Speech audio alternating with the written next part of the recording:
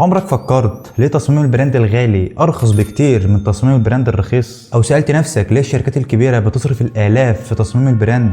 تعال نفكر بعقل صاحب بيزنس مش بعقل ديزاينر. البراندات الكبيرة بتدفع اكتر لمصمم البراند مش عشان بيطلع ايدنتيتي او هوية بصرية شكلها حلو وخلاص، لكن لانهم فاهمين ان البراند لما بيتنفذ غلط من الاول بيكلفهم اضعاف بعد كده. وخليني احكي لك قصة توضح لك ده. في بيزنس مان قرر يفتح براند جديد، راح لسينيور ديزاينرز شغلهم حلو جدا، بس سمع ارقام عالية ما كانش متخيل انها ممكن تدفع في تصميمات او شويه صور، ده من وجهه نظره طبعا. استكتر المبلغ وقال مش محتاجه كل ده، وراح لديزاينر سعره اقل. وهنا كانت المفاجاه، الهويه طلعت شكلها مقبول، بس اول ما بدا يشتغل على ارض الواقع اكتشف ان البراند مش واضح، مفيش استراتيجي اصلا، الكلر باليت مش منسقه، والفونتس او الخطوط مش مناسبه مع البراند، وكل نقطه تواصل طالعه بشكل مختلف. وافتكر ان المشكله في تنفيذ المطبوعات، بدا يغير تطبيقات ويعيد طباعه ويعدل في التصميم اكتر من مره، وكل خطوه كانت بتاخد بادجت لوحدها. بعد شويه حس ان المشكله اعمق من كده، فراح لديزاينر تاني وتالت ورابع، وكل مره بيعيد بناء جزء من البراند من الاول ببادجت مختلفه برضه. ومن غير ما يحس كان بيصرف في تعديلات كتير واعاده اطلاق البراند من الاول اكتر بكتير من المبلغ اللي كان مستقطره في البدايه لسينيور ديزاينر. والنتيجه هنا انه خسر اهم حاجه لاي بيزنس وهو عامل الوقت، وبالتالي اثر كمان على اطلاق البراند. في اللحظه دي فهم ان المشكله مش في الفلوس، ولكن المشكله ان البراند يتنفذ من غير مايند سيت او خبره ديزاينر فاهم شغله كويس وفاهم براند استراتيجي صح. وهتكلم عن نفسي هنا علشان ما حدش يزعل. بدايتي خالص اول ما كنت بشتغل كنت دايما ببدا من الاخر، من الاكسترنال، او ببدا من الجزء الخارجي اللي هو تصميم اللوجو والالوان وكل الكلام ده، وكنت بسيب البراند كور او الجزء الداخلي اللي بنشتغل عليه الاول علشان نبدا نظهره للناس على شكل فيجوالز اللي بتكون اخر حاجه اصلا. وده طبعا للاسف كان بيخلي شغل كتير يترفض. لكن في الطبيعي اي سينيور ديزاينر بيبدا من الانترنال او الجزء الداخلي، بيبدا من السؤال وحل المشكله. البراند ده هيبيع لمين وازاي وبيستهدف مين؟ الشركات الكبيره فاهمه ان تصميم البراند وشغل الديزاينر مش مجرد تصميم هويه بصريه والوان شكلها حلو زي ما قلت لك، ولكن التصميم هنا دايركشن وقرار هيأثر على الاعلان والبيع وصوره الشركه لسنين قدام. وعلشان كده بيدوروا على ديزاينر فاهم ماركت وتارجت اودينس وكومبيتيتور اناليسيز، وبيقلل التجربه والخطا والتعديلات وبيختصر الطريق. فتصميم البراند مهما يكون غالي في الاول لكنه ارخص على المدى الطويل، لانه وفر وقت ومنع تجارب غلط وخلى كل قرار تصميمي يخدم البراند. وعلشان كده الشركات الكبيره لما بتعين اي ديزاينر مش بتساله انت بتستخدم برامج او تولز ايه، ولكن بتساله انت هتقدم لي او هتحقق لي ايه من البراند ده. وده بيتم من خلال خطوات كتير بتطبق في تصميم البراند، هنعرفها اكتر مع بعض في الفيديوهات اللي جايه، فتاكد انك عامل فولو.